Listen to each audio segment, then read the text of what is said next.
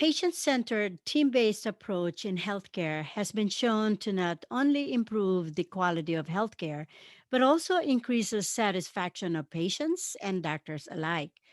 More than ever, COVID-19 has stressed the importance of each and everyone in the team, from housekeeping to technicians, front desk people, schedulers, APPs, nurses, medical assistants, and doctors. These teams play a pivotal role in both reducing the bioburden of the disease and preventing its spread and transmission, both in the inpatient and outpatient settings. Taking care of COVID 19 infected patients, we also noted that certain populations like the Latinos, African Americans, Pacific Islanders are disproportionately affected by the virus. For example, hospitalization rates for Latinos are 4.5 times the rate among whites. In California alone, 39% are Latinos, but they make up 61% of COVID 19 cases. Latinos and African American residents of the United States are 3 times more likely to become infected by the virus compared to the white population, and are twice as likely to die from the virus as white individuals. It is therefore incumbent on all of us to understand the whys and advocate for changes to reduce this disparity. We are all aware now on how COVID-19 has affected every facet of our lives. Today's podcast is on how COVID-19 has changed the landscape of medicine. It's a huge topic. I'm bringing you to the trenches and explore how several colleagues had adjusted to the so called new normal. So we have Kelly, and Kelly Sanderson is one of my favorite colleague, and she is a nurse practitioner. She is certified as a family nurse practitioner and an emergency nurse practitioner. And she completed her training at Georgetown University and worked in primary care and corporate health before joining Stanford in 2016. She is also a firefighter and an EMT in her community. So, Kelly, welcome to our show. And I'm really honored to have you and have you and your experience be shared with our listeners. So, Kelly, I wanted to ask you, what is an APP? An APP is a broad term. The term is an advanced practice provider. And what it's meant to designate are those providers that don't necessarily have the training of a physician, but practiced at an advanced degree in the healthcare system. So typically, this means either a physician assistant or a nurse practitioner, or there's a couple of other advanced nursing roles like a nurse anesthetist or a clinical nurse specialist. Certainly, it's been such a pleasure to work with you hand in hand. And I mean, we really truly learn from each other. So we're so lucky that we have such a practice like that. So, in terms of like COVID-19, Kelly, I know I remember like early March, we were scrambling. And I don't know with you, how did COVID-19 change the way you practice? There were so many changes. I'm sure you remember very well. First and foremost was a very abrupt transition to more of a telehealth-based model of care than our inpatients. There was certainly a lot of concern that we were going to spread infection, that people may not know that they were infected, and we weren't sure what a safe clinical practice looks like. So we shifted to a lot of remote visits. As we sort of got a handle on sort of the breadth of the pandemic and some of the risks we were facing, we were able to bring people back into the clinic, but it's been slow and sort of partial. We're also kind of getting acquainted with new things like PPE, gowns and masks and face shields, things that we really hadn't been using, certainly not in an ambulatory setting, for a very long time. And so learning how to work in that sort of equipment was a big change. Yeah, so tell me how it feels, like in terms of how it changed your practice, like how do you express empathy, and like we can't touch the patient, we don't shake hands anymore. Like when we do our face-to-face visit, how has that affected you? Oh, it's been tremendous. I'm a hugger and a toucher, and I believe I like that connection with my patients. You got to read the room. You can't go hug everybody, but there's every once in a while you'll get a patient that really just needs a hug at the end of the visit, and we can't do that anymore. And even more basically, it's really hard to read a patient's facial expressions when they're covered up with a mask. And it's very hard on the flip side for them to read ours and understand what we're saying and what we're feeling towards our patients. So that has been, I think, for a lot of us, one of the bigger challenges. Certainly there have been some efforts taken to try to humanize us a little bit more in the rooms, especially when we have a ton of garb on. There's been big campaigns to make stickers that we wear on our chests that show what our face looks like without all of this heavy equipment. But at the end of the day, it still doesn't allow us to express some of those things that we used to be able to express without words. Yeah, yeah. I remembered one of my patients say, "You won't even hug me or shake my hand." So I said, "I can't." So it's really hard to explain that to the patients. But on the opposite side, though, the telemedicine, which we rapidly evolved into, like from like about 10% to an outstanding 90% of our visits are telemedicine. Tell me what the pros and cons of that telemedicine visit for you. Gosh, pros, safety is certainly one of them, at least from protecting those of us in the clinic. On the flip side, there is only so much that you can learn when you're in a different room. That's actually the first thing I tell my patients, is that there are some risks and limitations of this. And while I'll do my best to give you guidance that's safe and accurate, we're all kind of learning this together, and we might miss some things. And so we just have to kind of recognize that just going into it. One of the things I really like about telehealth visits is sort of the humanizing nature that having these telehealth visits bring.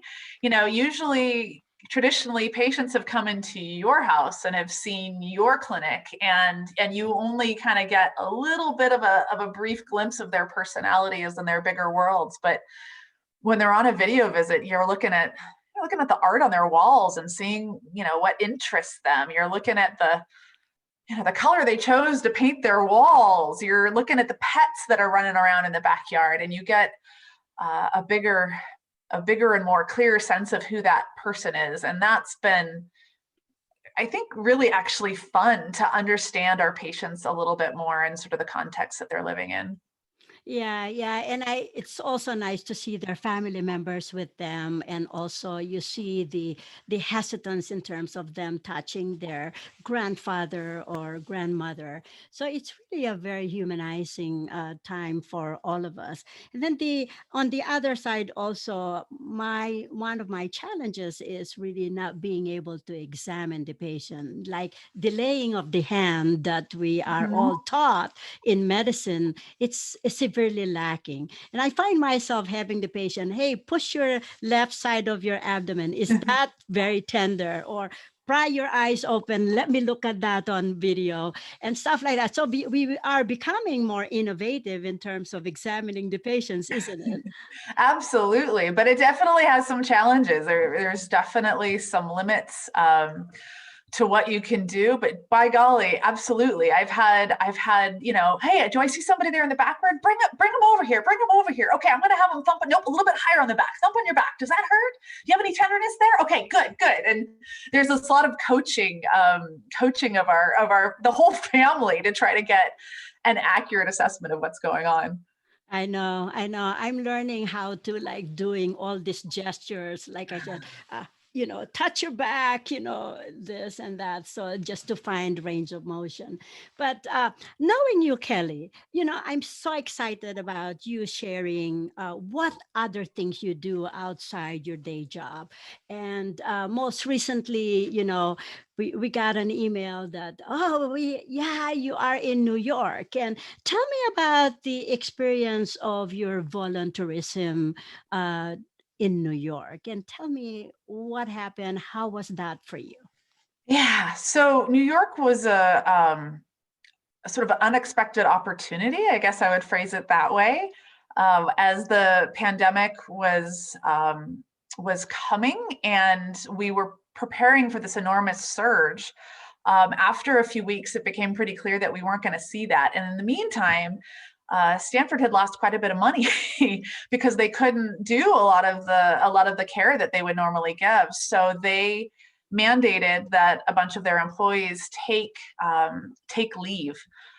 So I had a couple weeks worth of PTO that I needed to use in a time where I really couldn't do anything I would usually do with my PTO. I couldn't travel.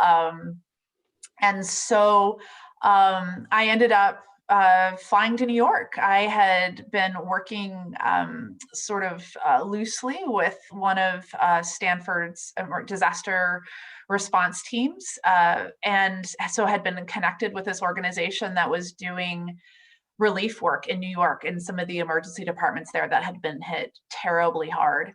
So I got to, through the grace of the people that I work with, who were extremely supportive, who were willing to accommodate me if I had to get stuck in quarantine for a couple of weeks after I got back.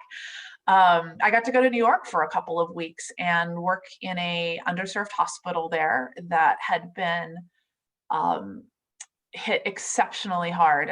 When you saw sort of the worst videos of what was going on in New York, that was what this emergency department had been living, and got to work with their nurses in the emergency department and give them a little bit of relief from everything that they had been through up to that point. Yeah, I'm sure that you were really such a great help for them. And wow, that must have been a nice experience for you. And then another event happened, like with all the fires in California. And you got out of your, comfort zone. And then actually it's not outside your comfort zone, that is within your comfort zone. That's a mistake. So tell me about the firefighting stuff in up north. Yeah, so I have been a volunteer firefighter in my community for 4, maybe going on 5 years now. There is a small sort of rural community that I live in, and they've been supported for several decades by this volunteer fire department. My dad had been a volunteer firefighter, so I was sort of familiar with what it involved. I knew it involved a lot of jumping up at very random hours, usually very inconvenient times, to go run out and hopefully be a little helpful. So I got recruited pretty quickly when we moved to this community, and my husband has since joined as well. And when wildfires hit, we had a tremendously amazing, but unfortunately pretty destructive lightning storm that came through. We got to work really quickly and spent about 20 hours straight putting out 3 fires in our immediate response area. Wow. And then spent the next week supporting one of the larger fire complexes in our county, in San Mateo and Santa Clara County, and working to yeah, working to fight that fire and protect some people's homes in our county. Yeah, yeah. You are certainly a role model for all of us, and I'm sure a role model for your daughter. And so you have my admiration in terms of what you do outside your day job. So I would like you to tell our listener a final message to them about COVID-19 and what they could do. Sure. I think my biggest takeaway this year, between the pandemic, between seeing what nurses went through in New York, between the wildfires, our friends lost their home in the wildfires, is probably the biggest one is to be kind to each other. This has been super unprecedented.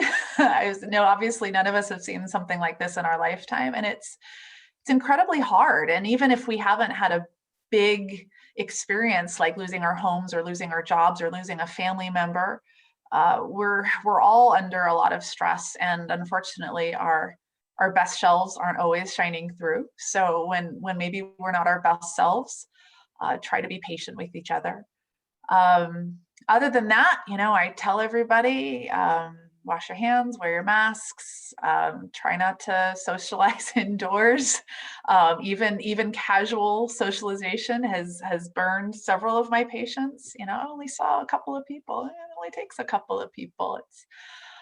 It's hard. And yeah, and also it is an election year, so get out and vote, make your voice heard. There's a lot of important decisions being made this year, and whatever your feelings are, this is the best way that you can express them. Thank you, Kelly, so much for your time today. And I'm so excited to air this podcast to share your views. And I could let you go because I meant this to be interactive, but I'm still trying to figure out the kinks. But I would like to welcome our colleague, Cory Alvarado. So you don't have to stay, Kelly, if you don't want to. And I'll just have a dialogue with Cory rather than the previous plan of interacting. Is that Very okay? completely fine. Hello, Cory. We miss Hey, you. Kelly. I miss you guys too. Aw. And I'll let you guys go. I'll give you guys big kisses. Love you Okay. See you all. soon. Thank you. All right. Bye-bye. Bye. Bye. So, Cory, thank you for really connecting with us today with our podcast. And as you know, will be aired with our first episode in terms of our podcast. So we're new to this, so we're still trying to figure out the kink of the system. And I would like to welcome you. So. Um, S- So Cory Alvarado is a colleague of ours. She's a medical assistant. She has a bachelor's of science in broadcasting and communication, and also a master's in health administration. She's a mother and she is a wife, and I've been so lucky to work hand in hand with Cory along the trenches. So, Cory, welcome to the show. Um, so, Cory is from, grew up actually, right? So, grew up in El Salvador, was born and grew up in El Salvador um, until age 5 when your family immigrated to the United States, right? Right. So, and you grew up in Redwood City. So you were still young then. Could you remember what are the challenges of being an immigrant? Absolutely. Thank you for having me on your show, first of all.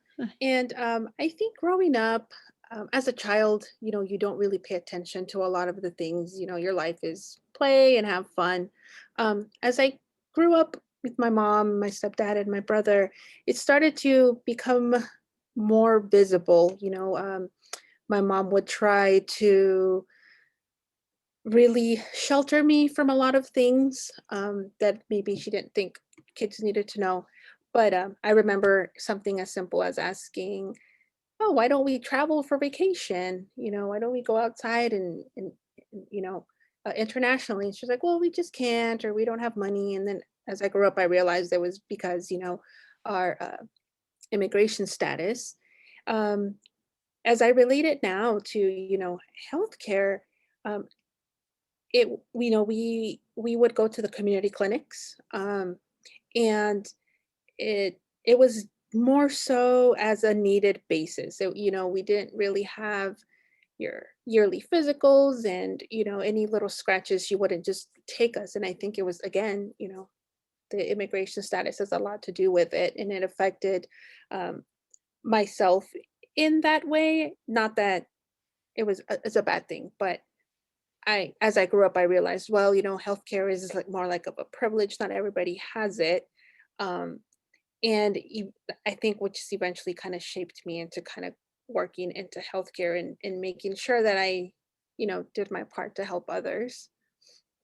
Um, I by any means was not neglected by my parents or anything, but they definitely tried to make sure that we still stayed safe to the best of their capabilities. And sometimes it wasn't necessarily always going to the doctor. It was just kind of like, hang on, I know your belly hurts, hang on, hopefully it's nothing serious, and eventually it would go away. Yeah, yeah. Yeah. So, as an immigrant, I know, like, I also immigrated to the United States at age 19, and I was a nurse and had to go through this acclimation to the culture. And I guess for you, you immigrated at an earlier age and you were basically protected by your parents. And so I want to bring that up in terms of our discussion today as we are doing all our projects, our research projects on COVID-19. And it's just so striking for me that most of our hospitalized patients are Latino. And you had been so helpful in terms of our project. You basically translated our survey and our instructions to the patient on how to use the pulse oximetry, etc. So why do you think that the Latino population are basically highly vulnerable and disproportionately affected by COVID-19 and its complications? Why do you think that is? I think there's several factors. First is, their socioeconomic status is different than other cultures. Sometimes, in order to just have a place to live, they have to share a space with 7, 8 other people, family members, in order to make rent. Um, it's they kind of all squish into a small space. And so that is one thing, right? It's kind of hard to maintain the cleanliness, or have space, or things that maybe people not in that situation would encounter. Second of all, I think it's also, again, like the immigration status, right? They don't want to go out there and provide their name and their date of birth and their address if they fear that they might be able to, you know, get found by the government, or whatever that case may be. And so they opt for staying, as sheltered as possible in their own small community, and not really going out and finding the resources or help that they may need. And I think third of all, it's also, I think, a lack of education. Many I know my grandparents themselves, they grew up not needing, they just fended for themselves. They figured out, well, drink this, well, I'll make you a tea with these special herbs and leaves and you'll get better. You don't need science. And so a lot of it is passed on through generations. And so therefore it comes a point that, that's all they know, and so something as simple as filling out a form at a hospital becomes a challenge, when there's a language barrier, and some of them may not have even gone to school to be able to read and write. Yeah, we're finding that, and actually, there was such a learning experience for us, and it's so humbling that we proposed this project expecting a certain outcome, and the outcome that we actually found was a lot more eye-opening for us in terms of how inequality and disparity of the healthcare resources. So, moving forward. What do you think would help in terms of like helping this population in terms of like how could we better their health during COVID-19? Like I hear about these promotoras. What is a promotora? A promotora is, in English, I guess it easily translates to like a promoter. Many of them are called promotoras de salud or promoters of health. And they are, many times they consist of volunteers from the community. They form a group, they get usually wherever they volunteer, organizations will give them a training on how community resources and the specific issues that community may have, and they go out and they interact with the community on a personal level, not necessarily in an office setting or a hospital setting or a clinic setting, but more so either at sometimes like fairs, county fairs, or like community programs like set up by the county, and they m- make sure that this population knows that there's help out there, whether it's help with signing up for insurance like Medi-Cal, um, providing like vouchers for the prescription drugs so that they can be cheaper or at no cost, ensuring that they can find a doctor if needed, like a primary care doctor, which is the main.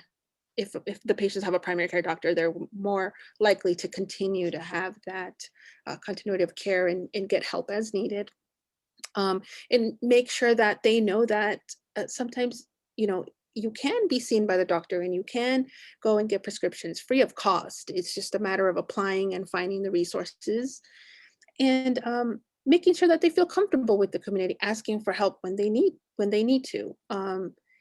And sometimes that's the biggest part. Even as myself, as a Latina growing up, it's you're told you can do it on your own, you're strong enough, you don't need anybody, and so you bring that with you. But at times, specifically when you need it, you need to reach out and ask for help. And I think it helps this this population because they feel more connected. It's not a doctor um, telling them this. It's not a nurse. It's somebody, the community, that they can relate more to. And a lot of these promotoras even have gone through that help themselves and are now giving back and making sure that the experience that they had is also the experience that these patients or this Latino demographic can have as well. That is interesting. So you think we could actually better our programs in reaching out and and giving them or extending more resources by having promotoras. So would you think that will help in terms of their mistrust on the system? I think so. There's uh, at the end of the day, I think there will always be that little bit of fear that that may have trusting the healthcare system and trusting, um, the government, if you will, and that may not absolutely go away, but having these people, relate to them, either go to their homes if possible, or meeting them in a place where they feel safe or secure, definitely helps out. And just it's the constant, you know, verbalizing, it's okay, you'll be fine. Nobody is out to get you. We're just trying to help you get better. We're trying to make sure that your family is healthy, that you continue to stay healthy. And it's nothing more than that. Making sure that they understand that, I think, i- is the biggest Yeah. point to drive across. Corey, that's really very helpful. And before we finalize this session, would you send us a message, like send our listeners a message from you? Of course, I think during this time you have to value, the small things, right? The time that you can spend with your family is huge. Um, and also be kind to those around you. You don't know. Some people have lost their jobs, have lost their homes, have lost loved ones, and so you don't know what that person is going through. And so even a smile or a wave can go a long way. I know it's hard since we can't really hug or do much else, but sometimes just acknowledging a good morning makes people's day. Um, I am actually excited because this is my first time that I actually get to vote in this election, and so I'm definitely going to go that and go vote and make sure that my voice is heard. Um, I hope to better our community by voting for the props and everything that I feel that needs to get across. And so for those of you that can, please do it. You can vote by mail. I think you still can actually, and or in person. And most importantly, make sure that you always wear your mask and wash your hands. Thank you so much for your message, Cory. And really, thank you for being my guest and my podcast. And I'm so thrilled to air this. Thank you so much. You're very welcome. Have a good evening. Okay, you too. Bye bye. Bye.